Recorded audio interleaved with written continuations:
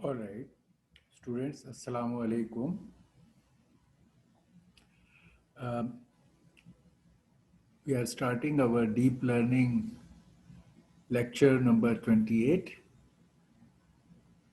As usual, uh, first of all, can you hear me and you can see the slides clearly? Yes, sir. Okay. Next, do you have any questions from the material we have covered up till now in this context? No sir, कोई No, नहीं. sir. Okay. All right. So, as I always do, we quickly see what we did last time and built on that for our next set of things. Basically, we started artificial neural networks, which is the main focus of our this deep learning course. इसको हमने grow करना है और इसके तमाम principal सीखने हैं. पहले हमने आर्टिफिशियल न्यूरल नेटवर्क्स का बेसिक परसेप्ट्रॉन मॉडल को देखा, which is no hidden layer based artificial neural network. It has an input layer and it has an output layer. No in between hidden layers. So you can hardly call it a deep neural network. It's a minimum essential of neural network. So that is first perceptron वाला model. हमने थोड़ा सा इस basic minimum ANN को जो perceptron है इसको देखा कि इसका आइडिया में मोटिवेशन हमारे ह्यूमन ब्रेन से आई है.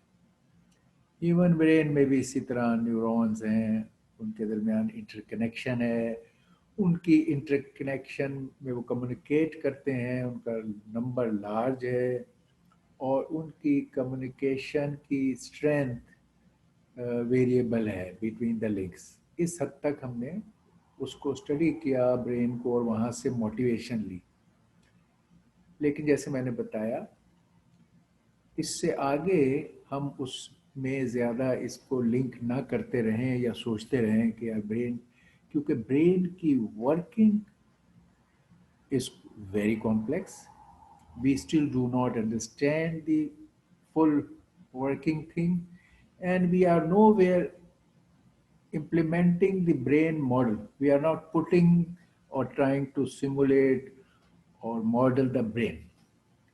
हमने वहाँ से कुछ मोटिवेशनल आइडियाज़ लिए हैं, लेकिन उसके बाद हम अपने आर्टिफिशियल ब्रेन या आर्टिफिशियल न्यूरल नेटवर्क में चले गए हैं और वो उसका approach based on what physically we had and how what we could handle to solve some of the problems which we human or intelligent beings do.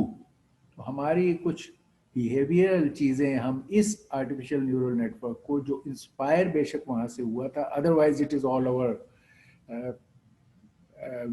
Our approach. तो ये मैंने बताया कि artificial neural network minimum model perceptron, just input output, no deep, no hidden layers to make it deep. इसको हमने study किया. इसमें हमने दो options we came across, two things. एक तो ये कि what all can be solved by this perceptron non-deep model, which is kind of a, it can handle all or most of the all of the linearly separable problems. इसकी strength है That's a quite a range of things जो आप चाहते हैं which fall and they are linearly separable. तो हमने linearly separable domain के problems देखे कि it can very nicely handle it, solve it, it's simple. And we looked at example of even binary simple computation and or that they could be linearly separable problems and solution. But then we found many problems lie beyond this. They are not linearly separable. और उसके लिए ये जो linear line के base पे चीज़ों को distinguish करना का ऑप्शन है वो नहीं वर्क करता. उसके लिए हमें नॉन लीनियरली सेपरेटिंग कॉन्सेप्ट्स और अप्रोचेस को स्टडी करना, उसके लिए आर्टिफिशियल न्यूरल नेटवर्क को बिल्ड करना की ज़रूरत है.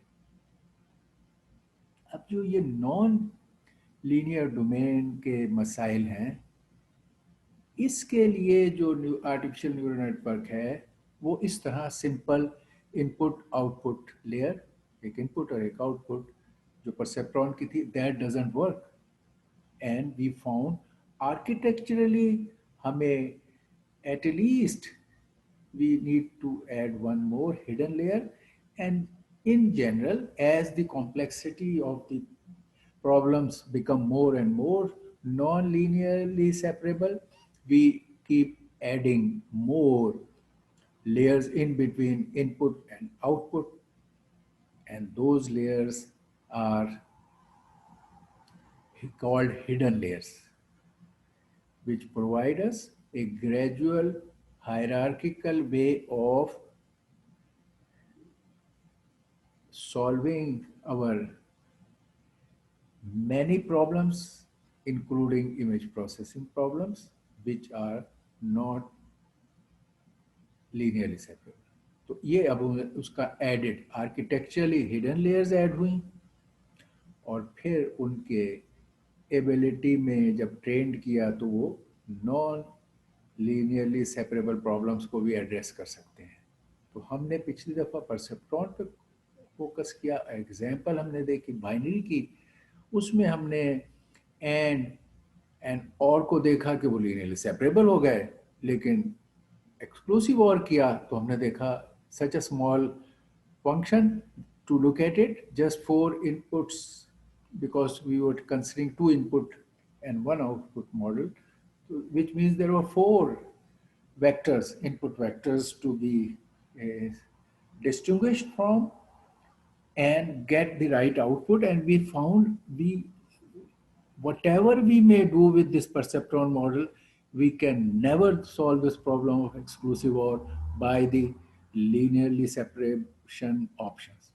And we looked at the codes for AND case, for OR case, and for exclusive OR case, and concluded that here is a problem which is not linearly separable, and our perceptron has failed to solve that.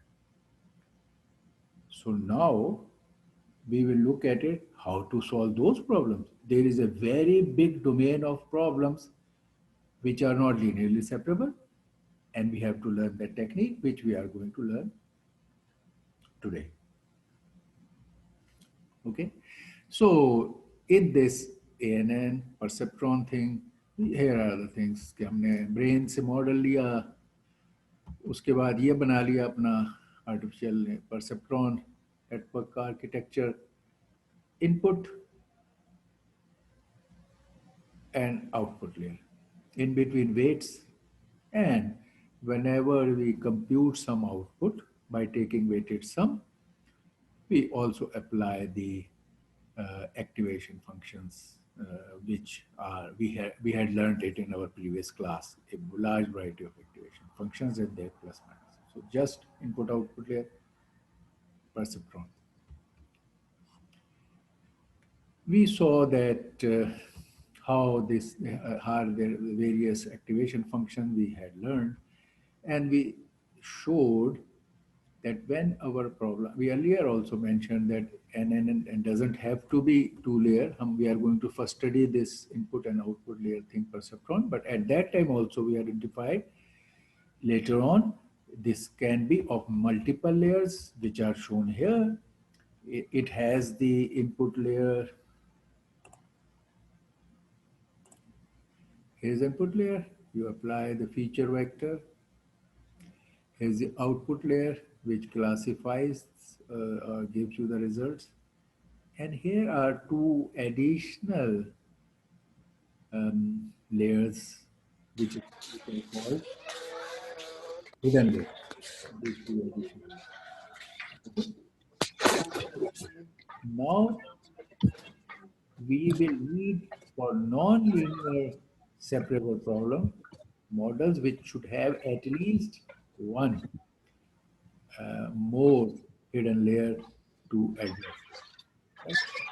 This is what we look at. ये भी हमने इस stage पर बताया था कि इसको name करने का तरीका इस तरह की आर्किटेक्चर न्यूरल नेटवर्क्स की आर्किटेक्चर को डिस्क्राइब करने के तरीके में हमारा short way of saying it, we start from one end and we start listing the number of nodes in each layer and we say its architecture is like in this case 3, this one, dash 2, this, dash 3, dash 2.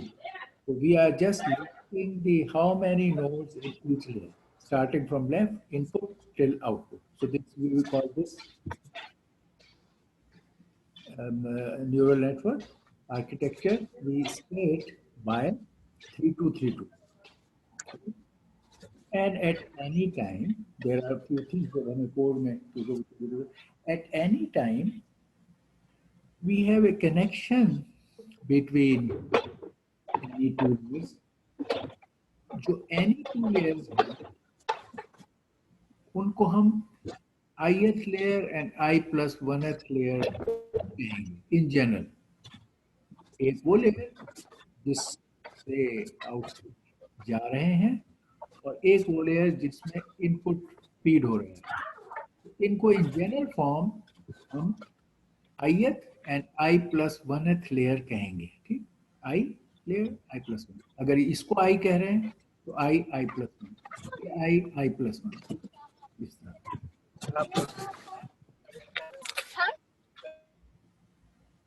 Okay, ये mic जहाँ noise है उसको आप mute कर सकते हैं. अभी जब आप सवाल पूछेंगे या कोई ऐसा क्वेश्चन होगा तो आप उसको ऑन करके पूछ सकते हैं to reduce the noise factor. Okay, अच्छा, अब हम कह रहे हैं कि उस लिहाज से हम लेयर्स को नंबर करना शुरू करते हैं. लेयर नंबर 0, 1, 2, 3 और इस तरह. और जब I is 0 तो I is 0, I plus 1 is 1. तो I and I plus 1 के नंबर ये होंगे और इस तरह. अच्छा, इसमें एक बात जो हमने बाद में गौर करेंगे और ज़रूरत पड़ेगी कि जो लास्ट टू स्टेज हैं स्टेजेस, इनमें हर दो लेयर्स के दरमियान देयर आर लिंक्स. आमतौर पे may be sometimes final output stage अगर से 1 नोड का हो या वहाँ कॉन्फ़िगरेशन में कोई चेंज आ सकता हो तो आ सकता है, लेकिन अदरवाइज जनरली हम between any two layers it is all to all connected. It's all to all connected generally. Even if the number of nodes are not equal, still it is all to all connected. What is all to all connected? We already know from our earlier experience. We did learn networking, etc., and talked of all to all connectivity. It is this, that each node of ith layer will connect to each node of I plus 1th layer. अब इसमें जैसे ये एक था, इस node से इन दोनों nodes को आउटपुट जाएगी, दोनों नोड्स को जाएगी। इसी तरह दूसरे से दोनों नोड्स को जाएगी ये, और तीसरे से भी दोनों नोड्स को जाएगी। और इस तरह हमारे 3 नोड्स की इनपुट 2 आउटपुट्स पे जा रही हैं, तो 3 × 2, 3/2 का हमारा ये वे वेट्स, यहाँ वेट्स हैं, ये वेट का मैट्रिक्स होगा 3/2।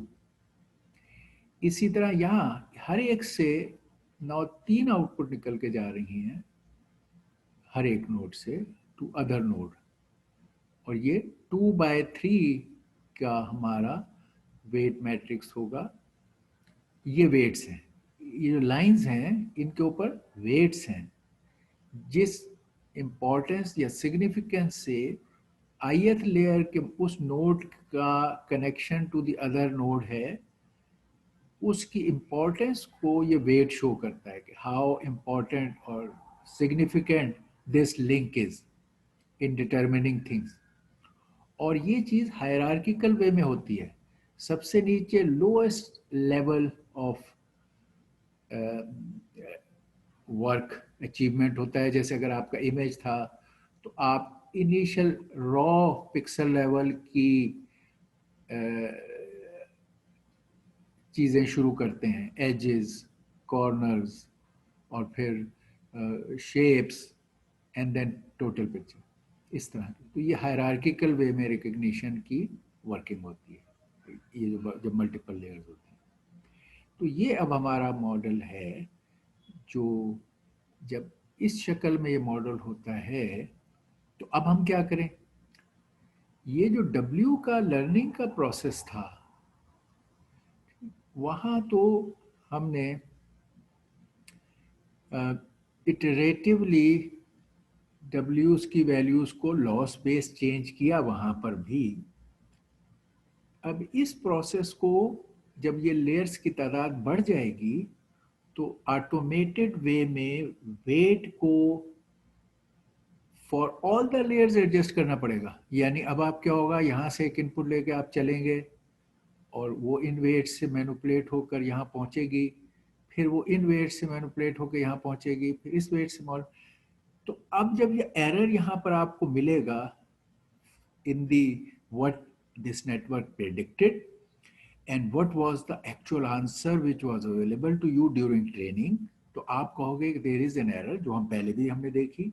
अब इस एरर को करेक्ट करने के लिए आपको पीछे जाकर मैनी लेयर्स में ये वेट्स की एडजस्टमेंट्स करनी है। यहाँ वेट की एडजस्टमेंट करनी है, यहाँ वेट की एडजस्टमेंट करनी है, यहाँ वेट की एडजस्टमेंट करनी है। तो आपको फिर अब खाली वन टाइम वे में वेट एडजस्टमेंट के बजाय एक रेगुलर तरीका एरर्स की बेस पे वेट की एडजस्टमेंट को करने की ज़रूरत पेश आई। जब ये लेयर्स की तादाद बहुत बढ़ गई तो you need an algorithm in which this error information can go and correct the weights on many layers। और उसका तरीका एक खास एल्गोरिदम न्यूरल नेटवर्क्स और CNN इन सारों में the very big thing which made it success and possibility other than कि जब हम बात करते हैं कि इन नेटवर्क्स का they vanished, failed, and then they resurged because number one, there was much more processing power available and there was much more data available for training. But one big thing which generally we don't mention, but we some kind of back propagation thing, and उस पे base करके ये weights की adjustment long time पहले मौजूद थी, लेकिन जब ये रिसर्जेंस हुई तो बड़े एफिशिएंट और successful back propagation based models आए कि जो अब इधर के एरर को लेकर सिस्टमैटिकली बैकवर्ड फ्लो किए, और जिस तरह ग्रेडियंट डिसेंट हम सीखा था, हमने सिंपल लेट से वन केस के लिए, जैसे वी हैड वेव फॉर्म, और हमने कहा कि हम एक ग्रेडियंट डिसेंट के लिए एरर को मिनिमाइज करने के लिए ट्रैवल करेंगे, तो अब इसको रिकर्सिवली बैकवर्ड अप्लाई किया गया। पहले इस आउटपुट को करेक्ट करने के लिए आप बैकवर्ड आए और आपने डेरिवेटिव निकाला लाइक प्रीवियस केस, और इस वेट को एडजस्ट किया। एरर बाय वेट के स्लोप को देखकर लाइक अवर प्रीवियस केस जो हमने परसेप्ट्रॉन से का, इस इन वेट्स को वर्कआउट किया। फिर आप एक स्टेज बाय स्टेज चलते गए कि for this again you find out the recursively gradient descent to adjust these weights, and then you travel back, इसको chain formula of partial derivatives हम कहते हैं। कि अगर आपने बैकवर्ड में ये देखें, अगर यहाँ पर विद रिस्पेक्ट टू दिस आना हो तो आप इस तरह जाते हो, derivative with respect to this, then derivative with respect to this, derivative with respect to this, derivative with respect to this. So you can come back from this by taking chain rule of derivatives and keep adjusting weights at each level recursively and reach back to the first level, adjusting all the weights. ये जो तरीका है ये back propagation है। It's a very well known famous crux important algorithm to make deep learning networks multi-stage, having hidden layer based neural networks की working को successfully implement करने में इसका बड़ा क्रूशल रोल है। Without it it could have not been possible. And today we are going to look at that, with starting with the example of when we failed for our exclusive OR, taking a multi-stage network, and then continuing with today or maybe next time another example where you want to recognize your handwritten letters between 0 to 9, and you want to recognize them pictorially, right? Okay. So ये हमारा आज का लायमल है। तो ये if you see and recall कि ये हमारे थे, हमने जब देखे पिछली क्लास में लीनियर नॉन लीनियरली सेपरेबल को हम स्टडी कर रहे थे, तो हमने एंड और एक्सक्लूसिव और को देखा, इनके लिए कोड लिखे परसेप्ट्रॉन मॉडल पे, और एरर बेस्ड वेट करेक्शन को अप्लाई किया, और हमने देखा ये हमारा जेनरिक मॉडल था, और इसके बेस पर हमने बारी बारी ये हमारा जेनरिक मॉडल है जो हमने देखा है कि किस तरह आप परसेप्ट्रॉन को इम्प्लीमेंट करते हैं। पहले हमने उसको जेनरिकली देखा, उसके तमाम ट्रेनिंग का है, फिर आपका ये यार इसमें हमने ये देखे कि ओवरऑल स्ट्रक्चर क्या है, फिर हमने इनिट को देखा, ये जेनरिक तरीका सीखा हमने, इनिट को सीखा, हमने देखा कि ये जो एक्टिवेशन फंक्शंस हैं जो इस केस में हमने स्टेप को लिया तो वो कैसे इम्प्लीमेंट होती है।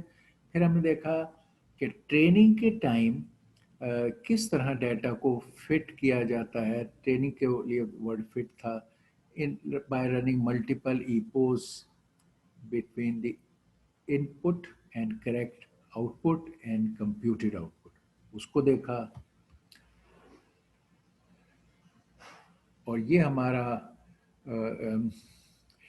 ट्रेनिंग का जो पूरा प्रोसीजर कि जिसमें वो एरर को देख रहा है, कैलकुलेट कर रहा है पहले वैल्यू p, उसको टार्क p कैलकुलेट कर रहा है, ये w को x से डॉट प्रोडक्ट लेके और फिर उसको एक्टिवेशन फंक्शन अप्लाई करके एक रिजल्ट उसने कंप्यूट किया, और इस रिजल्ट को उसने टारगेट जो गिवन करेक्ट रिजल्ट था उससे कंपेयर किया।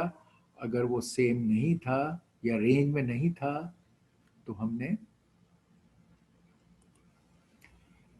उस एरर को देखा और उस एरर के बेस पे W को अपडेट किया by considering what was the input, what was the error and what is the step size. जो हम minimize करते हैं जब error को, तो हम ये हमारी वो updating of W है. Calculation of score or your value by your neural network, comparing with the actual values and repeating this process for so many epochs of this is one vector of x you take and you keep taking of vectors of x to complete one big X matrix, and then when you complete that one big X matrix you repeat it many a time, that means you run so many epochs. ये हमारा उसका complete process था जो हमने सीखा था. ये एक पॉइंट हमने सीखा कि अगर आपने ऐड बायस करना है तो किस तरह हम एक वंस का कॉलम ऐड कर लेते हैं और फिर एक सेपरेट बी के एडिशंस को अवॉइड कर सकते हैं. इस कॉन्सेप्ट. जी सर.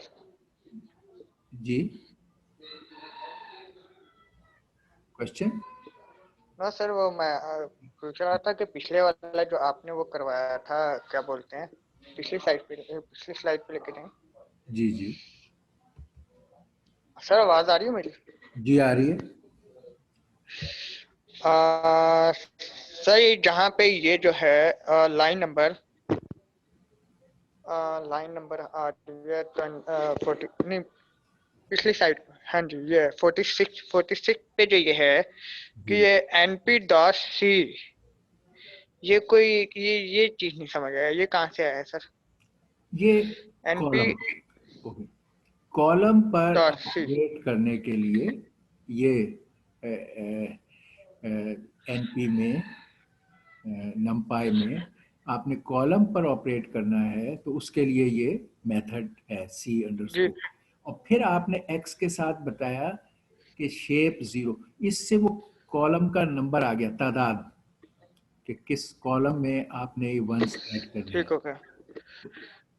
और वो ये था जो हमने सही हो गया. देखा कि you are trying to identify this column. आपका अगर x इस तरह है, ये हमारा बिग X है, बिग, दिस इज और बिग X, इसके हर रो एक स्मॉल x है जी. स्मॉल x है हर रो. ठीक है. ये खाली x अगर रखें, हम w से मल्टीप्लाई करें तो फिर हम x.w plus, in fact w side पे यहाँ पे अगर लिखें तो w.x, अच्छा ये करके ओके. और हम प्लस b करते हैं, जो मैंने आपको बताया था ये बायस ट्रिक ये था कि आप x के हर वेक्टर में एक 1 ऐड कर दें ताकि इस वेक्टर का साइज, और w के साथ, ये w था आपका, इसके साथ b को जोड़ दें तो आपके w की ये डायमेंशन लेट्स से अगर 2072 थी तो 2073 हो जाएगी. 3 × 273. हमारा x जो था ये अगर 2072 था, इसमें यहाँ आपने एक 1 डाल दिया, ये सॉरी ये तो था हमारा, हाँ ये x है, नहीं ये आपने यहाँ b अभी ऐड किया, b ऐड किया और ये आपका x है. तो x आपका ये था, इसमें आपने यहाँ एक 1 डाल दिया. ये एक वेक्टर का प्रोसेस जो था वो ये था कि आपका ये x वेक्टर है, ये आपका ओल्ड w है, ये आपका ओल्ड b है, और इस तरह ये आपका w' अब बन गया, w' कह सकते हैं, और x की जगह आपके x' बन गया. ये जो 1 एक वेक्टर के एंड पे एक डाल रहे हैं, अब ये बिल्कुल सेम है जो यहाँ था. ये 1 आपने हर वेक्टर के एंड पे डालना था, तो आपने इस लास्ट या फर्स्ट कॉलम दोनों में डाल सकते थे, आपने लास्ट कॉलम में इस पूरे को fill this column with ones कर दिया. ये आपका x' बिग x' बन गया. ठीक है. ये वो हम कर रहे हैं. ओके, सही. अब हमें बी की जरूरत नहीं रही, सही. स्मॉल बी का जिक्र अब हमें करने की जरूरत नहीं. Yes sir. ओके, अच्छा, इसको हमने जेनरिक तरीका सीखने के बाद हमने कहा okay let's apply it on these three things. तो हमारे एग्जांपल्स थे, हमने कहा हम इसको और फंक्शन, एंड फंक्शन और एक्सक्लूसिव और पे अप्लाई करेंगे. अब हमारे अगर प्रीवियस जेनरिक कोड को हम देखें तो अ, अब हम क्योंकि परसेप्ट्रॉन बना चुके थे, हमने परसेप्ट्रॉन बना लिया, तो अब हमने जी. इसको हमारे इस लाइब्रेरी से हमने इसको एज ए परसेप्ट्रॉन इंपोर्ट किया, परसेप्ट्रॉन को, और उसको अब हम यूज कर रहे हैं इस जी. कंप्यूटेशन के पार्ट में, और सब पे बारी बारी ट्राई कर रहे हैं. वो ये ट्रेनिंग की और कंपेयर किया और एरर की, और सर जो ये है, ये जो पाए, सर आवाज आ रही है आपको? जी आ रही है, हेलो आ रही है आवाज. सर, मैंने ये पूछना है लाइन नंबर 2. हाँ जी, लाइन नंबर 2 है जहाँ पे लिखा हुआ है फ्रॉम एनपी इमेज क्या बोलते हैं research.nn. जी, ये लाइब्रेरी है या ये अलग से फाइल होगी हमारी? ये लाइब्रेरी जो आपकी टेक्स्ट जी. जो हमने आपको अपलोड भी की है, जहाँ से हम ये कोर्स के कंटेंट्स भी आपको दे रहे हैं और आपको प्रोजेक्ट्स भी करवा रहे हैं, उस जी. एजीएम जो उसका वो है, उसने जी. अपने वर्क की लाइब्रेरीज बिल्ड करके फॉर दीज प्रॉब्लम्स ये प्रोवाइड कर जी. दी है. ठीक है, सही. ठीक और है. आप ये वहाँ से उस लाइब्रेरी से उसका ये मॉड्यूल इंपोर्ट कर सकते हैं, और इस तरह जी. एज ए पर्सन, जहाँ ओके सर. आपके केस में वो मौजूद नहीं है, आप दूसरी लाइब्रेरी का मॉड्यूल लेंगे तो उसके मुताबिक उसको इस्तेमाल कर सकते हैं. तीसरा, ठीक हो गया. इवन वो कोड के वो परसेप्ट्रॉन कैसे काम करता है और वर्क करता है, वो कोड्स भी हमें हमारे पास हैं, हम उस लेवल पर भी काम कर सकते हैं. ये जैसे ये परसेप्ट्रॉन, ये यहाँ जो हमने सीखा है पहले, जो जेनरिक मैं कह रहा हूँ वो ये है, जी. जी. आपने परसेप्ट्रॉन क्लास बनाई जी. है, ये सारा उसका कोड है. ठीक है, तो ये जी. डायरेक्ट बना रहे हैं, और अगर बन गया है तो लाइब्रेरी से इसको एज ए मॉड्यूल यूज कर रहे हैं. ठीक है, सही है. ओके, सही है सर. अच्छा. सही है. अब सिर्फ फर्क ओके इन सर. तीन केसेस जो एग्जांपल के थे, सिर्फ मेजर फर्क सिर्फ यहाँ है, बाकी तो तीनों का कोड एक जैसा है. और एंड और एक्सक्लूसिव और में हमने ये सिर्फ किया कि हमारे इन केसेस में जी. x जो था ये 00011011, और y इसका जो करेक्ट आंसर का था, इस केस में 0, इस केस का 1, इसका 1, तो ये था.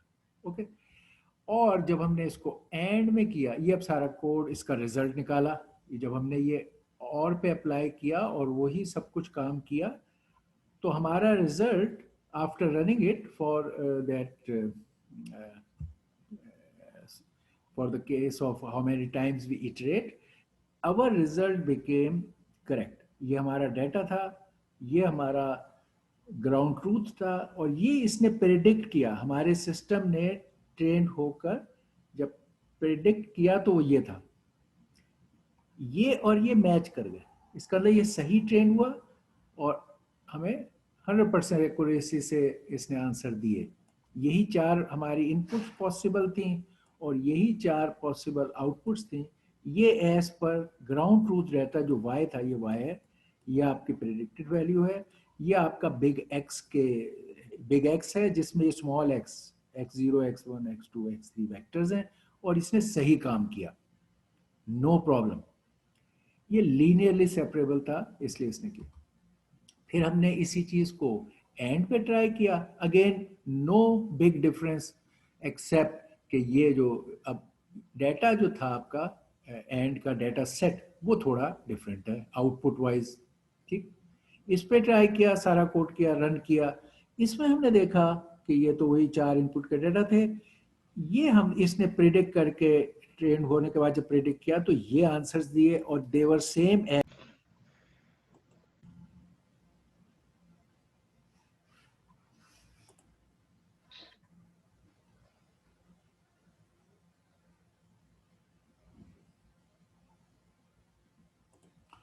ओके,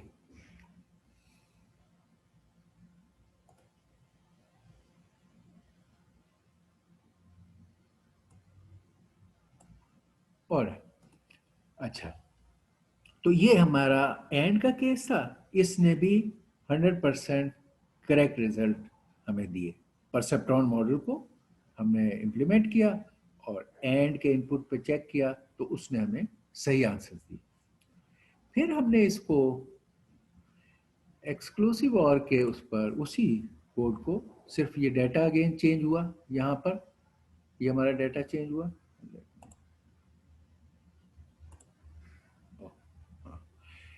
और फिर वही सब कोड किया, रन किया, तो हमने देखा कि अब the results are not correct. ये प्रिडिक्टेड रिजल्ट्स ये हैं 1100, ये इनपुट्स थी, उसके करेक्ट आंसर ये थे 0110, लेकिन हमें ट्रेनिंग करने के बाद जब आपने इसके चेक किए वर्किंग को, टेस्टिंग की, तो इसने हमें गलत आंसर दिए। यहाँ 0 के बजाय 1 ये मैच कर रहा था, यहाँ 1 की जगह 0 और ये मैच कर रहा था। इस जगह हमारी 50% तकरीबन जगह एरर है। तो ये हमने इसको अब आप हमने देखा, हम समटाइम्स आपके मॉडल्स हम कहते हैं यार data was not sufficient, training sufficient नहीं हुई, अगर आप सफिशिएंट ट्रेनिंग कर दें तो वो सही हो जाएगा। इसको हमने ट्राई किया, डाटा को नंबर ऑफ इपोज बढ़ाए और हर तरह से ट्राई किया, but no way this problem could be solve by the perceptron, जो हमने just no deep hidden layer based artificial neural network है, इनपुट और आउटपुट बेस्ड। उसने एंड और ऑर के मसले को अच्छी तरह हल कर दिया, लेकिन एक्सक्लूसिव और को नहीं हल कर सका। बेसिकली अगर हम डायग्राम में देखें तो एक्सक्लूसिव और के आउटपुट्स को किसी सिंगल लीनियर लाइन से सेपरेट किया नहीं जा सकता, वो लीनियरली सेपरेबल नहीं था, और ये हमारा मॉडल उसमें फेल हो गया कि जो लीनियरली सेपरेबल ना हो वो ये मॉडल सक्सेसफुली नहीं डाल सकता परसेप्ट्रॉन का। आपका जो अभी प्रोजेक्ट जो इस थर्सडे को है, जो आप डेमो करोगे, वो ये है यहाँ तक कि आप तीनों को ट्राई करोगे, देखोगे पहले दो सक्सेसफुली सेपरेट हुए, ये इंस्पाइट ऑफ आप वेरिएशंस कर लें, इको की तादाद बढ़ा लें, जो भी करें, ये नहीं सॉल्व होता इस मेथड से। ये आपका करंट वो है प्रोजेक्ट जो आपने थर्सडे को दिखाना है।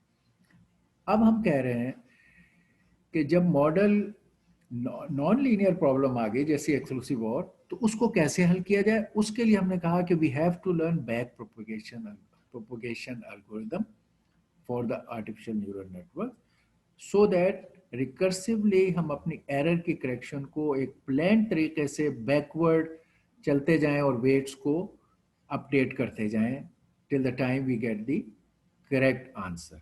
हमारी एरर मिनिमाइज हो जाए, ऑलमोस्ट जीरो हो जाए या within a limited zone आ जाए और हम ये काम कर सकते हैं। तो अब हमारा ये वेरीफाई करने के लिए जी, तो अब ये मोस्ट इम्पॉर्टेंट जो बैक प्रोपगेशन का एल्गोरिथम है उसको हम देखेंगे, और अब हम हिडन लेयर इस्तेमाल करेंगे, और उसके बाद हम देखेंगे कि वो मसला जो उधर से हल नहीं हो रहा था एक्सक्लूसिव और या ऐसे और भी, वो अब हल हो जाएंगे by having the hidden layer, increasing the depth and traveling towards the deep learning. Again, जब हम बैक प्रोपगेशन को स्टडी करते हैं तो हम डिस्टिंग्विश करना चाहेंगे कि हमारे प्रॉब्लम में what is forward pass and what is backward pass. ठीक, तो as understandable, the forward pass we will start from the input side, our feature vector, and we travel to all the layers, through the layers, and reach the output, calculated the predicted output, and maybe compare it with the given data and find what happened. ये हमारा forward पास है। ये forward पास हमारा 2 दफ़ा का चलता है, यानी 2 सिनेरियो में वैलिड है। एक ये कि जब आप ट्रेनिंग कर रहे हैं, ट्रेनिंग के दौरान ये एरर देख रहा है और बार बार W को करेक्ट करेगा। और एक ये कि जब ट्रेंड हो गया तो आप टेस्ट डेटा पे इसको रन करेंगे तो वो तो उसमें तो होगा ही सिर्फ फॉरवर्ड पास।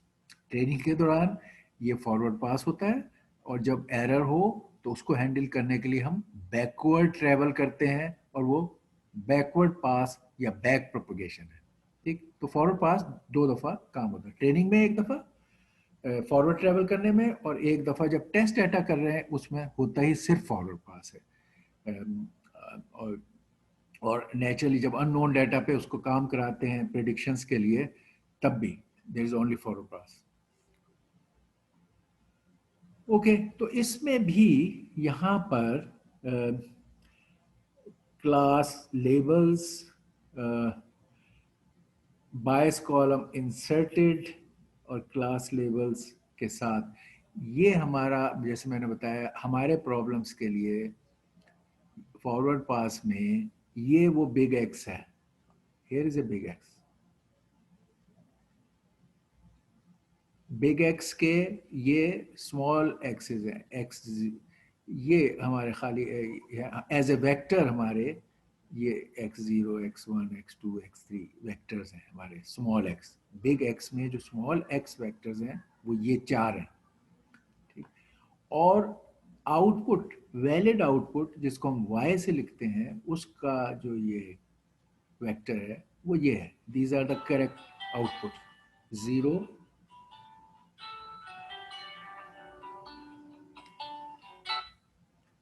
हेलो, वालेकुम सलाम।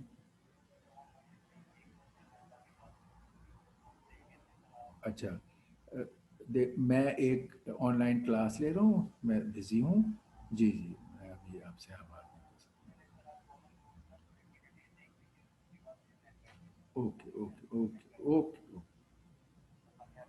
ओके। अच्छा, तो ये हमारे करेक्ट आंसर्स के लेबल्स हैं।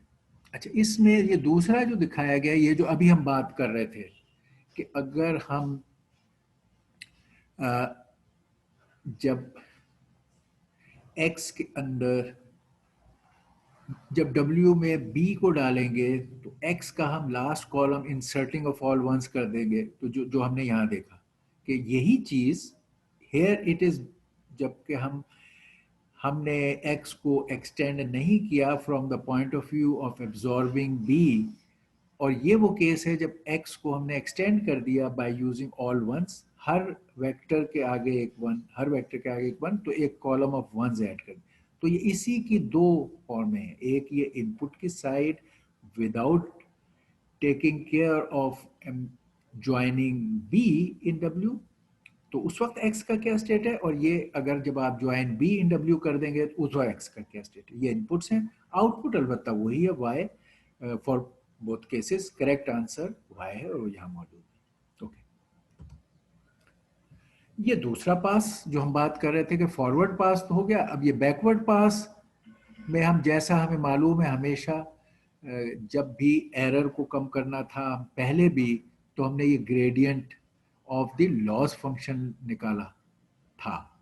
जब हम ने परसेप्ट्रॉन में भी काम किया या कभी भी हम करते हैं, तो लॉस को रिड्यूस करने के लिए ट्रेनिंग के दौरान we take the gradient with respect to the input, और उसको हम फिर ग्रेडियंट के बेस पर W को अपडेट करते हैं, ये करते हैं। अब इस केस में क्योंकि there are many layers, it's not just input and output, there are in between hidden layers. तो अब ये फाइनल लेयर से जो प्रिडिक्ट फाइनल करती है, we use the gradient recursively, यानी फाइनल से स्टेज पीछे गए, अब उस पूरे स्टेज के हर पॉइंट पर फर्दर पीछे गए, ये रिकर्सिवली।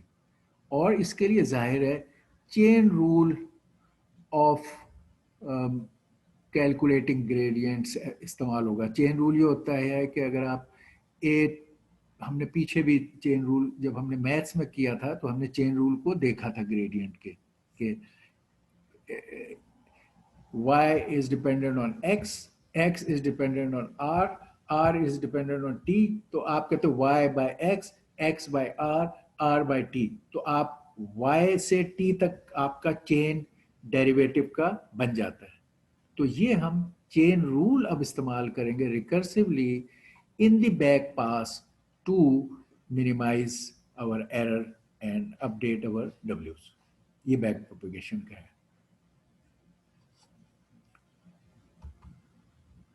अब हम इसके लिए अगेन, क्योंकि हम इस प्रॉब्लम को पहले वही एक्सक्लूसिव और वाले मसले को हल करने के लिए इस्तेमाल करना चाहते हैं, हमारी पहली एग्जांपल वो है। फिर हम इसको दूसरी एग्जांपल पे भी देखेंगे विच इज़ मोर कॉम्प्लेक्स और more interesting also and bigger, जो मैंने बताया कि हैंड रिटन आपके लेटर्स को डिस्टिंग्विश करने के लिए that will be our. But पहले हम ये देखें कि एक्सक्लूसिव और जो हमारा परसेप्ट्रॉन से सॉल्व नहीं हो सका था, can be now by adding this hidden layer solve that problem और नॉट। पहला हमारा ऑब्जेक्टिव ये है कि उसका मसला हल करें। तो वो हम यहाँ देख रहे हैं। ये हमने दो ड्रॉ किए हैं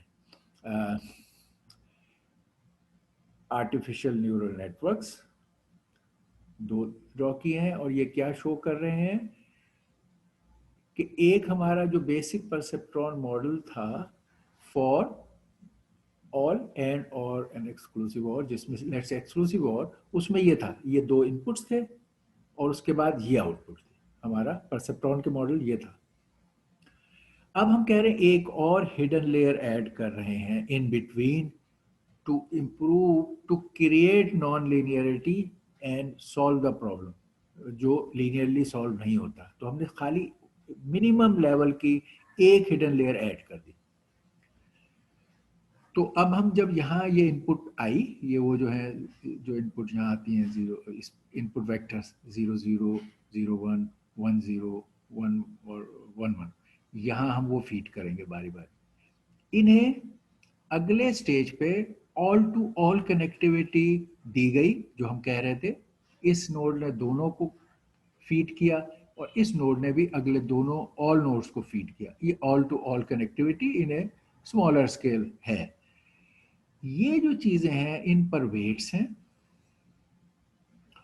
और अगर हम उसके बाद आपको बायस को यूज करना पड़ता है एज ए सेपरेट, क्योंकि हमने टोटल इनपुट्स यूज की और ये इस स्टेज के लिए W हमारा बन गया। तो अब हमने कोई एडिशनल W को एक्सटेंड नहीं किया हुआ और एक्सिस को भी नहीं किया हुआ, तो आपको इस केस में B की जरूरत पड़ेगी।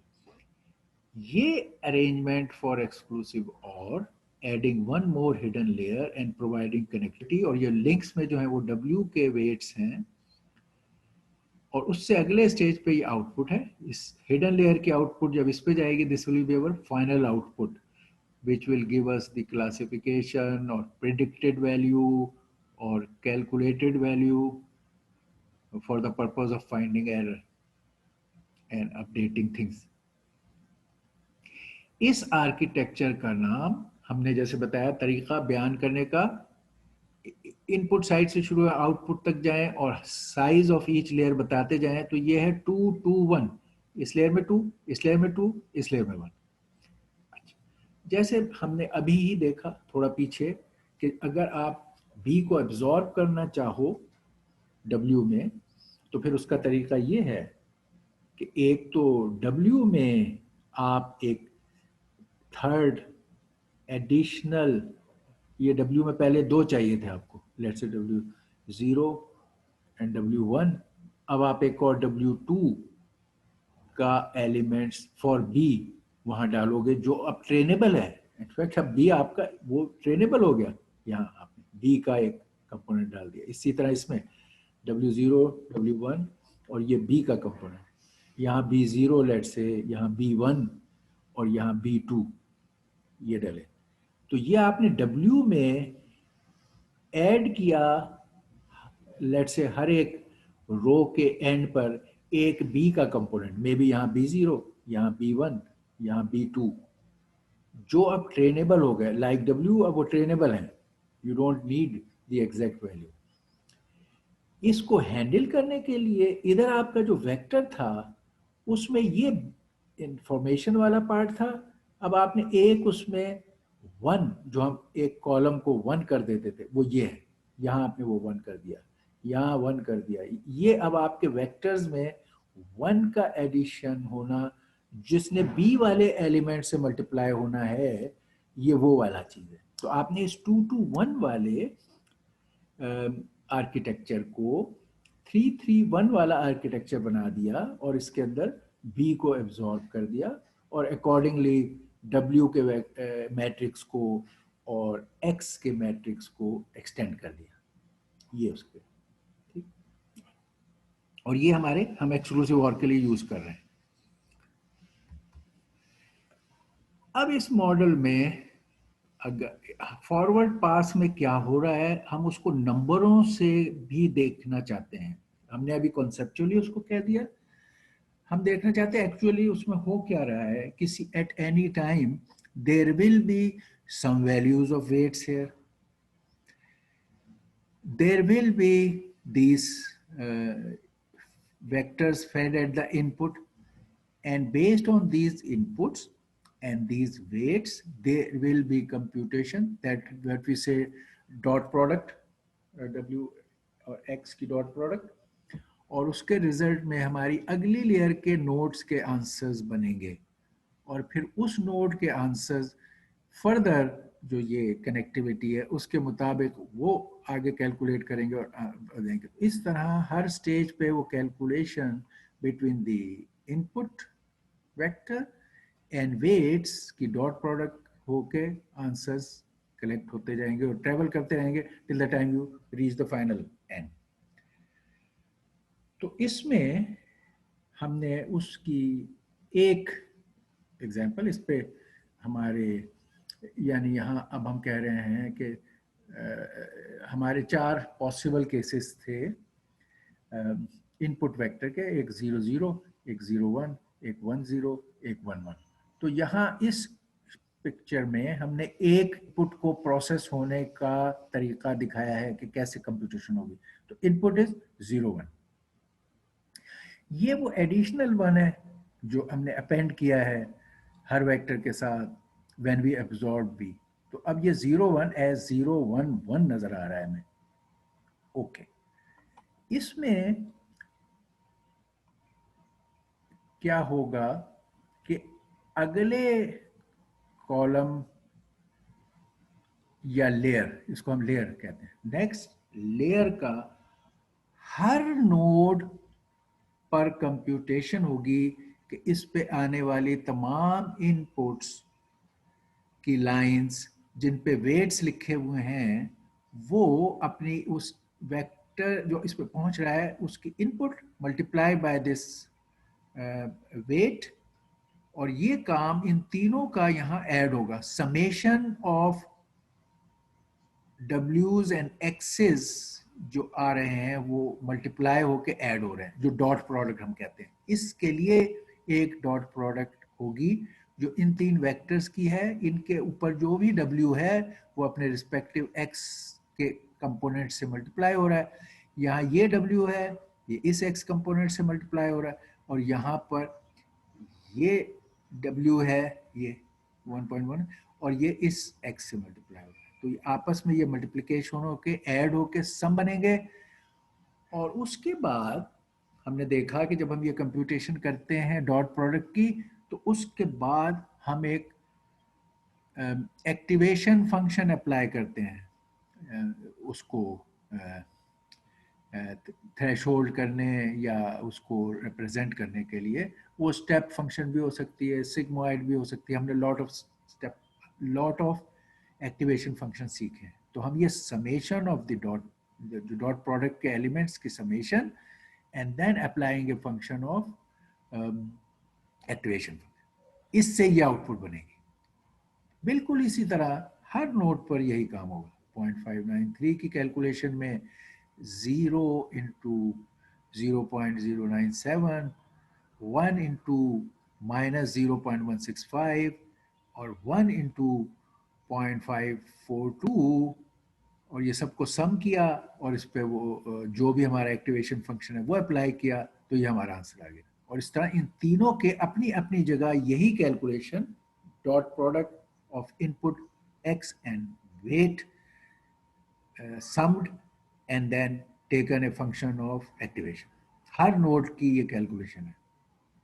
और फिर आगे इसी तरह इस नोड के लिए जो ये वैल्यूज हैं, ये अब जहाँ पे उस वक्त जो करंट वेट्स हैं ये मल्टीप्लाई, इस केस में ये एक नोड है तो सारे नोड्स की जो इनपुट्स इस पर आ रही हैं उनका ये एक्स कसम से एक्स का काम अब दे रहा है। ये वैल्यूज आर बिकम एक्स और ये डब्ल्यूज हैं और ये डॉट प्रोडक्ट और समेशन और उसके बाद यहाँ पर एक्टिवेशन फंक्शन और ये है फॉरवर्ड पास की computation at any instance when the w's are as given in the diagram।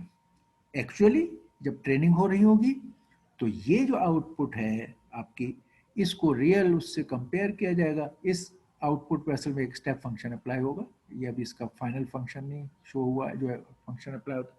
तो स्टेप फंक्शन अप्लाई होगा तो ये 0.5 से बड़ा है तो ये 1 हो जाएगा, 0.5 से छोटा है तो ये 0 हो जाएगा। तो आपकी ये आउटपुट और जो गिवन y की आउटपुट है वो कंपेयर की जाएगी एरर के बेस पर। फिर बैक प्रोपगेशन चलेगा डेरिवेटिव बेस्ड और इन w's की करेक्शन होगी। उसके बाद इसके बेस पे इन w's की करेक्शन होगी ताकि आप इस लेयर पर आ जाए। ठीक, और फिर आप उस नए w's से फिर फॉरवर्ड ट्रेवल करके देखेंगे now what is the answer. फिर अगर एरर है फिर आप इसी तरह बैक ट्रेवल करेंगे डेरिवेटिव्स बेस्ड और फिर W को एडजस्ट करेंगे और फिर फॉरवर्ड करेंगे। तो ये बैक और फॉरवर्ड के इटरेशन होगी टिल द टाइम आप देखो कि I have gotten all the answers correct here. ठीक, ये हमारा मामला। इसको जो मैंने अभी बताया ये खाली इन स्लाइड्स में इनकी ये कैलकुलेशन है। ये ये पहली 0.351, 1.076 और 1.116 ये 0, 1, 1 से मल्टीप्लाई हो रहे हैं ये पहले नोड। और इस पूरे रिजल्ट पर सिग्मॉइड आपका फंक्शन आपने लिया है एक्टिवेशन फंक्शन, तो उस पर सिग्मॉइड का फंक्शन इस समेशन पर अप्लाई किया तो ये आंसर 0.899 आया। ये मैंने आपको यहाँ दिखाया था, ये 0.899 और ये वही 0.351 और फिर ये 1.06 से और ये 1.116 से और ये 0, 1 और 1 इनसे मल्टीप्लाई और यहाँ से ये वहाँ पर कैलकुलेट करके दिखाए हुए हैं। तो पहला हिडन लेयर का top most node, hidden layer का नेक्स्ट नोड जिस पे 0.593, हिडन लेयर का थर्ड नोड 0.37 है based on the same calculation. और फिर हिडन लेयर आगे अप्लाई हो उसी तरह फॉर द नेक्स्ट लेयर जो आउटपुट की प्रिडिक्शन का बाइस बनती है उस पर अब ये तीनों जो हिडन लेयर के आउटपुट्स हैं, पहले 0.899, दूसरा 0.593, तीसरा 0.378, इनको रिस्पेक्टिव वेट्स जो उस लाइन पर हैं उनसे मल्टीप्लाई करके ऐड किया, साइन को कैटर किया। अगर ये वेट माइनस में है तो माइनस के साथ ये हुआ और ये प्रोडक्ट माइनस होगी, यहाँ भी माइनस होगी, यहाँ प्लस होगी। तो माइनस और प्लस को कैटर करते हुए वेट्स में दोनों वैल्यूज पॉसिबल हैं। ये कैलकुलेशन की, इसके रिजल्ट पर समेशन पर सिग्मॉइड फंक्शन यहाँ भी अप्लाई किया और ये वैल्यू 0.506 जो फाइनल आउटपुट हम देख रहे थे बनी। अब इस फाइनल आउटपुट पर हम ये बाइनरी वाला केस था तो हमने स्टेप फंक्शन को आउटपुट फंक्शन के लिए स्टेप फंक्शन का सिलेक्शन किया टू डिसाइड के व्हाट इज द आउटपुट। तो हम थ्रेशोल्ड ऑन 0.5 अगर लगाएं जो अक्सर स्टेप फंक्शन में हम लगाते हैं, तो उस केस में अगर ये वैल्यू ग्रेटर देन यहाँ ओके, ये इनफैक्ट अब आप एक्स को मूव करके अगर जीरो पर ले आते हैं तो फिर इस तरह से लिखते हैं, लेकिन नॉर्मली हमने शुरू में भी और अभी भी और यहाँ भी इसने यहाँ लिखने में गलत किया है। हमारा स्टेप फंक्शन ये है कि अगर हमारा नेट की वैल्यू जो हम कैलकुलेट कर रहे हैं यहाँ समेशन से, ये value if it is greater than 0.5 तो answer will be, output will be 1 ये फंक्शन अप्लाई करने से, और अगर इट्स लेस देन 0.5 तो इट विल बी 0। ठीक, वो जब आप अगर ऑफसेट बाय 0.5 करके और उसको करें तो आप इस शक्ल में कर सकते हैं, बट नॉर्मल एंड सिंपल और डायरेक्ट और जो यहाँ यूज़ किया गया वो यही है कि आप हाफ ऑफ उस पर इसको स्टेप फंक्शन को अप्लाई करते हैं जो हमने भी की थी और उस तरह से। अच्छा, अगर हम ये स्टेप फंक्शन अप्लाई करेंगे तो 0.5 से ज्यादा है तो हमारा नेटवर्क प्रेडिक्ट करेगा 1, जो इस केस में जब एक्सक्लूसिव और में 0 और 1 हो तो आउटपुट 1 होती है, तो ये करेक्ट क्लास लेवल है। लेकिन अभी हम ये जरूर देख रहे हैं इसमें कि कैलकुलेशन वाइज सही आ गया, बड़े मार्जिनल पर है, 50-50 वाली सिचुएशन थी। In fact 0.5 is just, you don't know कि 0 और 1, और this is very close, slightly above that. So it's not with a high level of confidence, although it is saying one and that happens to be correct, but हम चाहेंगे कि even correct answer with a high level of confidence हो, और of course wrong answer भी ये identify कर सके। तो हम even correct answer को further training दे के we want to be sure about the prediction capability की एक्यूरेसी और डिटेक्टिबिलिटी के लेवल को ज़्यादा बेहतर करना चाहते हैं। तो फिर आप इसको फर्दर रन करेंगे, वही के ट्रेनिंग डाटा को कंटिन्यू रखेंगे और एक्यूरेसी को इम्प्रूव करते जाएंगे, और आप देखेंगे कि आपके फिर आंसर्स की एक्यूरेसी इस किस्म की आएगी। आंसर्स आपको वहीं पर इसी चीज़ का आंसर इस तरह का मिलेगा कि आपको 0.98 0.99 मिलना शुरू हो जाएगा, and then you will say okay your system has learned in a good way, और उसकी एक्यूरेसी अब अच्छी है। ओके, ये वो जो मैं कह रहा था कि जब बैकवर्ड पास आप करते हैं तो आप चेन लेवल पर जो ग्रेडियंट लेना या डेरिवेटिव लेना होता है उसको कैरी आउट करते हैं, पार्शियल डेरिवेटिव्स इन ए चेन वे। तो यहाँ पर उसकी ये एग्जाम्पल बताई है कि अगर आपने पार्शियल डेरिवेटिव ऑफ एरर, जो कि आपके फाइनली आपने एरर चेक की वो है, और उसको विद रिस्पेक्ट टू WIJ जो आपके वेट्स हैं जिनको आपने एडजस्ट करना है फाइनली ऑल, तो error with respect to weights ये आपने निकालनी है। अब आपकी मल्टीपल लेयर्स हैं और हर लेयर में आपके ये स्टेजेस हैं कि हम जो ये नेट की कैलकुलेशन करते हैं और हम उसके बाद अप्लाई करते हैं एक्टिवेशन फंक्शन, तो उसको आउटपुट बनाते हैं। तो अब उसका बैकवर्ड आप ट्रेवल करेंगे तो you will go from error to output, error with respect to output, that output with respect to net value जो हमारा डॉट प्रोडक्ट है पीछे गए, और फिर that dot product with respect to W। तो एक्चुअली आपको W derivative of E with respect to W चाहिए, मगर अब उसके अंदर स्टेजेस ऑफ चेन कैलकुलेशन ये हैं कि पहले आपने output with respect to net value, फिर net value with respect to W। ये कैलकुलेशन इस तरह चेन तरीके से की जा सकती है। ये है chain formula of calculating the partial derivatives in back propagation.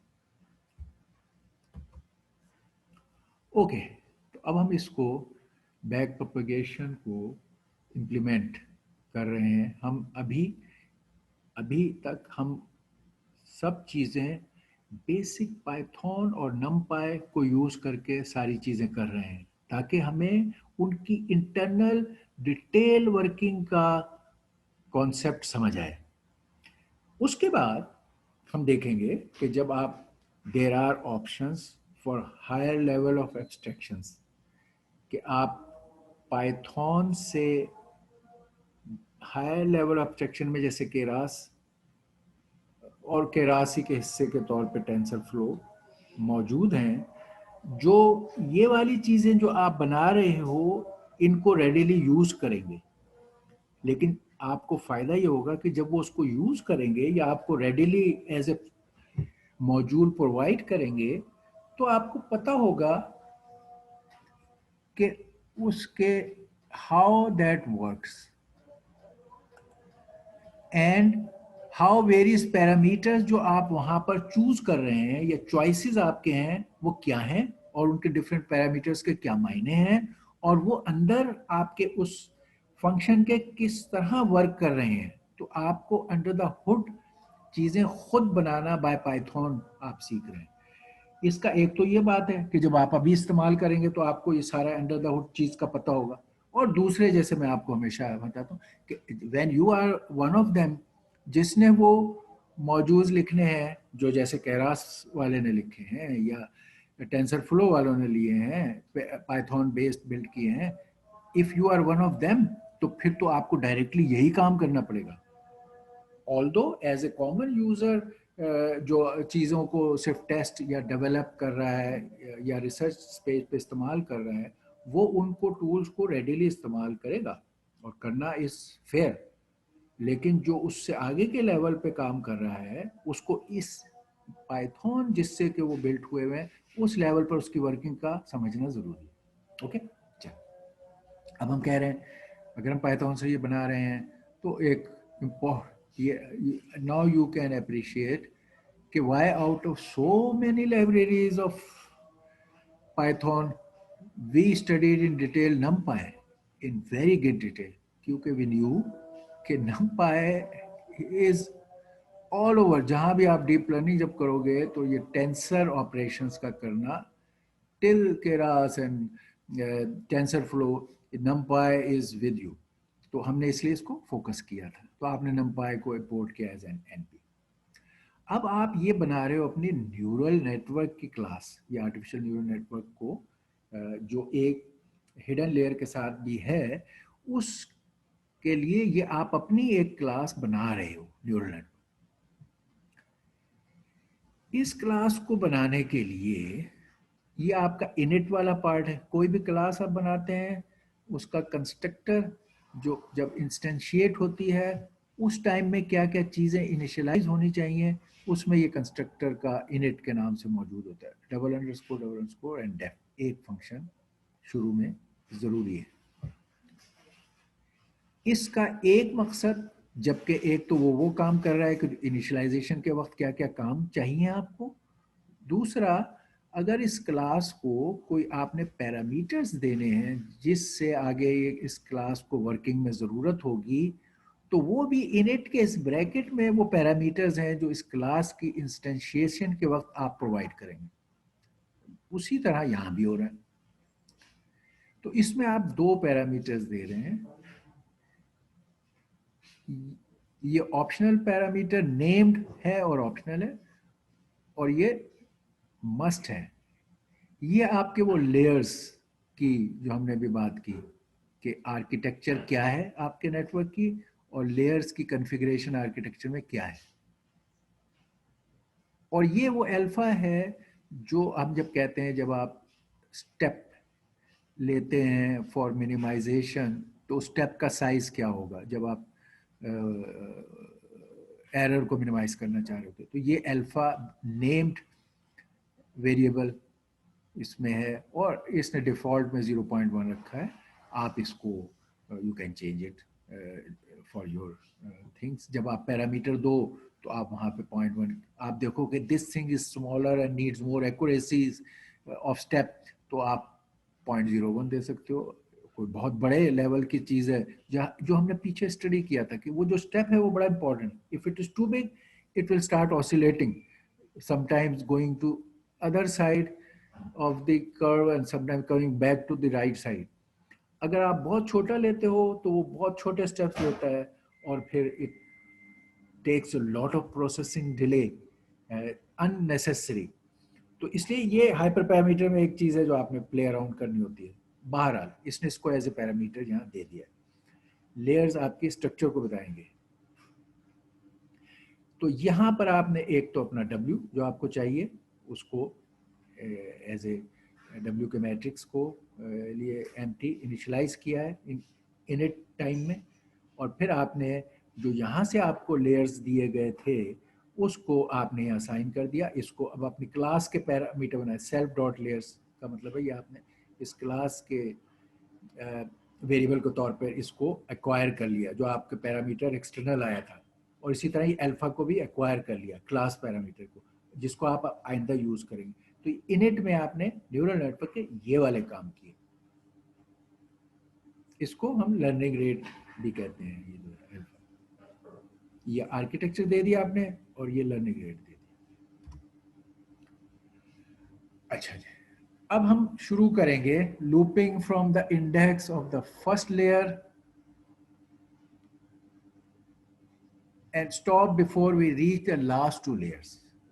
अच्छा, यहाँ बड़ा थोड़ा सा ये आपको यहाँ इस जगह तो बड़ा अननेचुरल सा लगेगा कि आप एक बाकायदा एक लूप डाल रहे हैं और आप लूप में इस लूप से आखिरी 2 लेयर्स को आउट कर रहे हैं, तो फिर ये तो थी ही 3 लेयर्स। तो एक्चुअली अगर आप ये लूप चलाते हैं कि 0 से लेकर जो भी लेंथ है आपके लेयर्स की उससे -2 करें तो आपकी तो 3 लेयर्स हैं यहाँ पर, और उसमें से आपने 2 निकाल दिए तो एक ही रह गई।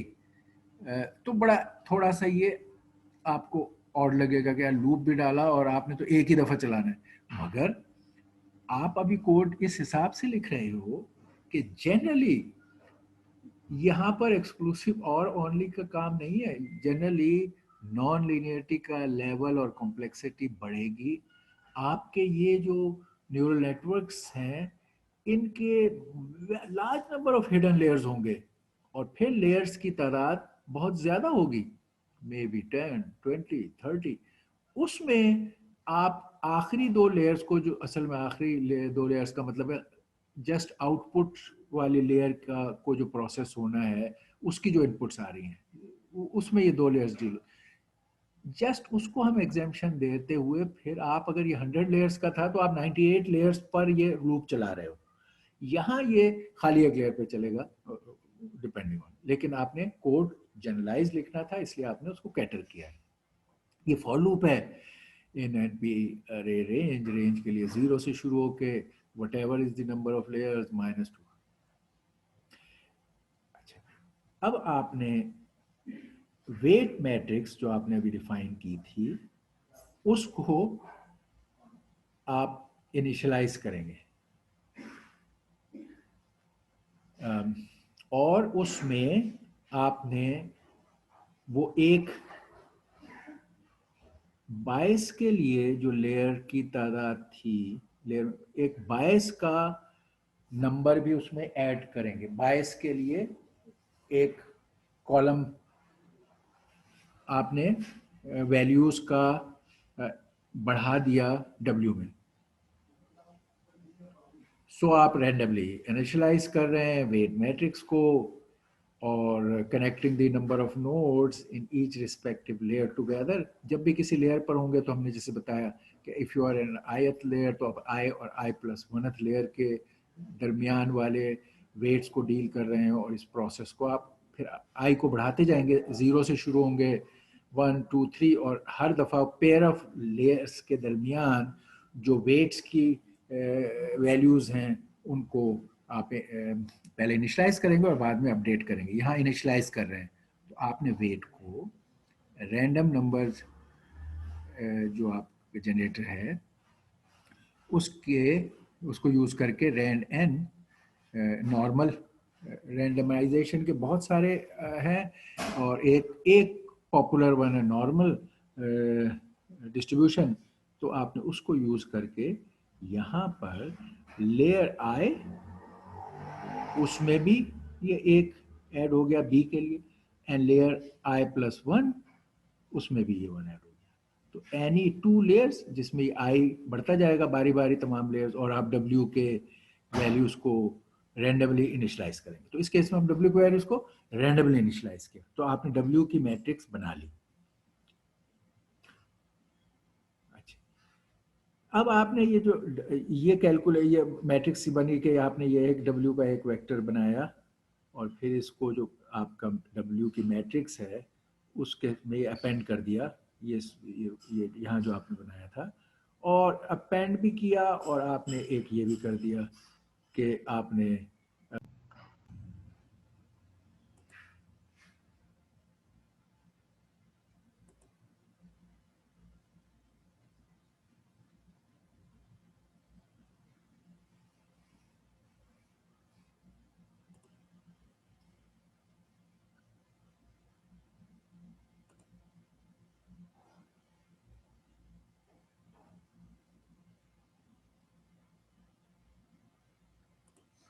ऑलराइट, तो हमने इसको नॉर्मलाइज रखने के लिए square root of that value, square root लिया ऑफ द लेयर आई की, लेयर आई का स्क्वायर रूट लिया, ताकि जो वैल्यूज डब्ल्यूज की हैं वो हम उनको स्केल कर रहे हैं, नॉर्मलाइज कर रहे हैं। ठीक, ओके। अच्छा, तो अब इसके अंदर फाइनल कोड ब्लॉक जो कंस्ट्रक्टर का है, where the input connections need a bias term but leaving the output, यानी अब हम चाहते हैं कि ये काम करें एक्सेप्ट जो हमारा फाइनल स्टेज का है, जो मैंने बताया था कि वो एग्जेम्प्ट में हमारे आता है। So last two layers are a special case जहां input connections need a bias term but the output does not, output को नहीं चाहिए और बाकी तमाम स्टेजेस को आउटपुट टर्म की जरूरत है। इस बात को कहने के लिए हमने ये बता दिया कि जी ये रैंड डब्ल्यू का रैंड है, उसमें ये लेयर, असल में लेयर में जब -1 कहते हैं तो it is the last layer, output layer, ये लेयर। और ये जब लेयर -2 कहते हैं, यानी जैसे हमारा स्ट्रिंग जब बहुत बड़ा होता था तो हम आखिरी स्ट्रिंग के एलिमेंट को -1 से पॉइंट इंडेक्स करते थे, और अगर उधर से नेक्स्ट सेकंड लास्ट को करना है तो -2 से करते थे। वही काम हमने यहाँ किया। If the number of layers is very large, तो आप आखिरी लेयर जो आउटपुट लेयर है ये -1 से पॉइंट होगी, और जो उससे पिछली लेयर है वो -2 से होगी। इस पिछली लेयर में बायस की वजह से आपका जो एक ऐड हो जाता है साइज, वो है। फाइनल आउटपुट लेयर में हमें बायस वाला इंक्रीज की जरूरत नहीं होती, क्योंकि वहां तो आपका क्लासिफाइड रिजल्ट आ जाता है, और अब आपने कोई वहां ट्रेनिंग या वो उस जगह नहीं करनी है, तो रिजल्ट्स की कलेक्शन है। तो यहाँ आपको +1 अब नजर नहीं आ रहा, और आपने डब्ल्यू में ये आखिरी दो का जो स्टेज है उसकी यहाँ जनरेशन की इस हिसाब से, और आपने इसको फिर डिवाइड स्केलिंग के लिए कर दिया उस लेयर पे जिस पे आप काम कर रहे हैं, लेयर्स -2 के, उससे स्क्वायर रूट ऑफ दैट। तो same thing but now for the final stage, उसमें डब्ल्यू की इस तरह। और ये एक मैजिक मेथड रेप, REPR के नाम से रिप्रेजेंटेशन, जो हम हमेशा इसमें डालते हैं जब हम ये काम कर रहे होते हैं, और ये हमें डिबगिंग के वक्त काम आता है, डिबगिंग। और ये है कि हमारी रिप्रेजेंटेशन जो आर्किटेक्चर की है उसको हम डिस्क्राइब करके और रिटर्न कर लेते हैं और प्रिंट कर लेते हैं। तो construct and return a string that represents the network architecture, network की जो आर्किटेक्चर, जैसे हम कह रहे हैं 2 2 1 3 3 1 3 2 3 1, ये जो हमने अभी आर्किटेक्चर की डिस्क्रिप्शन को देखा है, हम उसको यहाँ पर रिटर्न और प्रिंट कर रहे हैं यहाँ। तो ये एक वो मैजिक फंक्शन रहता है कि आपने कहा रिटर्न, ये आपका आपने स्ट्रिंग प्रिंट किया, इसमें ये ब्रैकेट्स होते हैं, ये ब्रैकेट्स जो आगे डॉट फॉर्मेट वाला पार्ट है, उसमें ये ब्रैकेट के अंदर चीज गिवन वेरिएबल जो उसके आगे डिस्क्राइब हैं वो फिल हो जाते हैं, ये डॉट फॉर्मेट। और इसमें आपने वो किया है कि ये आप कह रहे हो स्ट्रिंग, ये आपका वो स्ट्रिंग है 2-2-1 3-3-1। तो आपने कहा स्ट्रिंग का ये index for index in layers, जो लेयर्स का आपका अरे है जिसमें ये सारे मौजूद है कि कितने लेयर्स का साइज क्या है, उसको आप ले रहे हो फॉर ऑल इंडेक्सेस, और उन्हें ज्वाइन कर रहे हो। डॉट ज्वाइन फंक्शन जो हमने सीखा था नंपाई में, वो ज्वाइन कर रहे हो उन्हें विद ए डैश। ये वो था ज्वाइनर क्या है, और जिसको ज्वाइन कर रहे हैं वो चीज़ क्या है। तो आपने उन सारों को ज्वाइन करके और उस आर्किटेक्चर को एज ए स्ट्रिंग रिटर्न कर दिया अलॉन्ग विद दिस के हमारा न्यूरल नेटवर्क ये है, वो ये उसका फंक्शन है।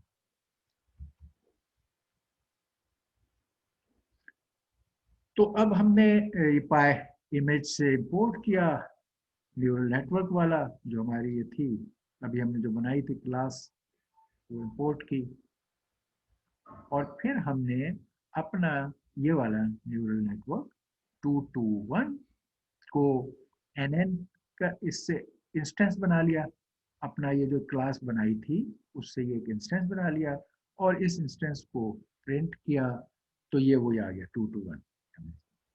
ओके, इसी तरह इसमें हम जो एक्टिवेशन फंक्शन इस्तेमाल कर रहे हैं वो सिग्मोइड कर रहे हैं, उसकी जो फंक्शन है या डेफिनेशन है वो हम एक पैरामीटर x पे शो कर रहे हैं कि अगर x का पैरामीटर सिग्मोइड को दिया जाए तो ये फंक्शन कैलकुलेट क्या चीज करेगी, it will calculate 1 divided by 1 plus e raise to minus x। तो हमने जब ये देखा भी था तो sigmoid function was 1 divided by 1 plus e power minus x, तो ये वो calculation sigmoid activation function.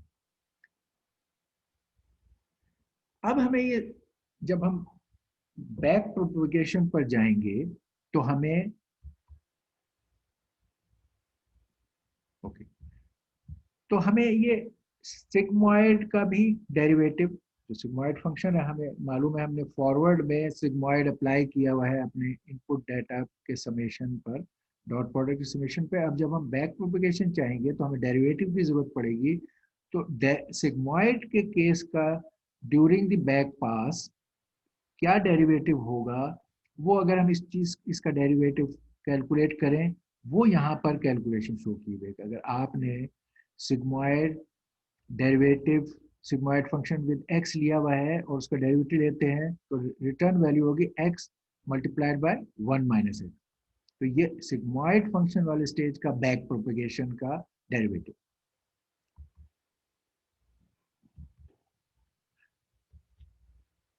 Okay, इसमें ही अब ये चीजें अभी हम पीछे कर चुके हैं, इसलिए मैं यहाँ पर आपको क्विकली मेंशन करके और ये दे देता हूँ, और आप इसको देखें और फिर हम अगली दफा इसको क्विकली अगर ज़रूरत हुई तो आपसे क्वेश्चंस कर लेंगे। ये हमने अभी डिस्कस कर लिया था ये पार्ट कि फिट करना है जब ट्रेनिंग के लिए तो हम वही देते हैं x और y, x और ये y, ये नंबर ऑफ पोज जो आपको चाहिए, और कितनी दफ़ा आप डिस्प्ले को अपडेट करेंगे ये चाहिए, आप यहाँ वैल्यू दे दो, 100 टाइम्स करना है, 1000 ई पोस्ट चलानी है, ये इनपुट मैट्रिक्स है, ये करेक्ट लेबल्स हैं, और ये आप फिट का फंक्शन लिख रहे हैं जो अभी हमने देखा कि अब अगर हम वो चाहते हैं कि भाई कॉलम ऑफ वंस भी ऐड करें ताकि हमें बी की ज़रूरत ना पड़े, एक्स ही में सारा कुछ हो, तो ये वो वाले स्टेटमेंट है। और ये वो लूप्स हैं जो हमने कहा था, ई पोज का लूप है आउटर, और फिर हर ईपो के लिए एक पूरा एक्स रन होता है अलोंग विद इट्स वाई, जो ये है, और ये हम उसको चला रहे हैं, और उसके अंदर ये आप यहाँ पर अब लॉस की कैलकुलेशन, अब आपने दो चीजें की, एक आपने फिट पार्शल किया है कि आपके पार्शल डेरिवेटिव्स को यूज करते हुए आपका ये ट्रेनिंग का पार्ट हो रहा है between the x and the target. तो ये फंक्शंस आप हम देखेंगे, फिट पैरेलल, फिट पार्शियल, और एक ये calculation, calculated value minus loss when X and Y is taken, तो इससे आप लॉस कैलकुलेट कर रहे हो और उसे प्रिंट कर रहे हो। तो हमारा रह गया कि we need to calculate loss function and fit partial function. तो ये फिट पार्शियल फंक्शन है इसमें, और उसमें आपको वो अरे ऑफ पार्शियल डेरिवेटिव्स बिल्ड करनी है। तो आप ये x से शुरू हो गए और ये पार्शियल डेरिवेटिव्स एटलीस्ट 2 डायमेंशनल, ये x हमारा ये 2 डायमेंशनल का है, तो उस पर आप अरे ऑफ दोस पार्शियल, क्योंकि आप चेन रिएक्शन से कर रहे हो तो आप उसको बिल्ड कर रहे हो। और फीड फॉरवर्ड में अब आपने तमाम लेयर्स पर इस चीज को रन करना है। ये आपके लेयर्स हैं, फॉर लेयर्स इन, ये आपके तमाम लेयर्स पर इस्तेमाल हो रहा है फॉर द W। और आपने पहले इसको जो अरे, अस्सलाम वालेकुम। वालेकुम सलाम, वालेकुम सलाम। सर क्लास का टाइम ओवर हो गया है। ओके, हमने खाली we are taking just concluding, मैं आपको ये स्लाइड्स दे रहा हूँ, तो I am taking few minutes. Okay, जी sir. we are finishing it. I want to give you these slides to look at them, think about it, and maybe ask the questions.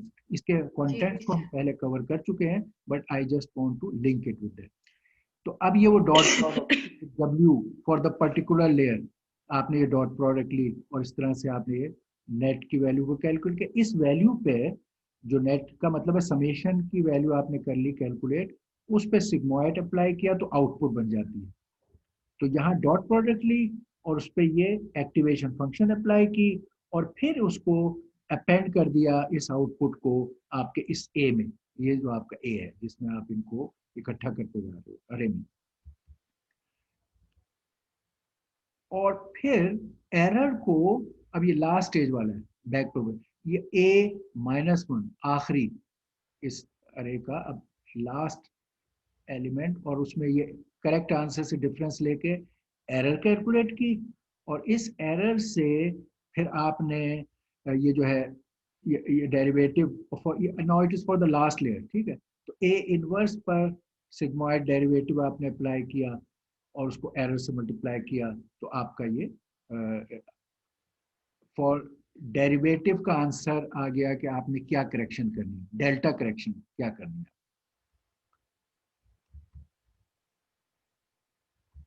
Okay, that is your this last slide.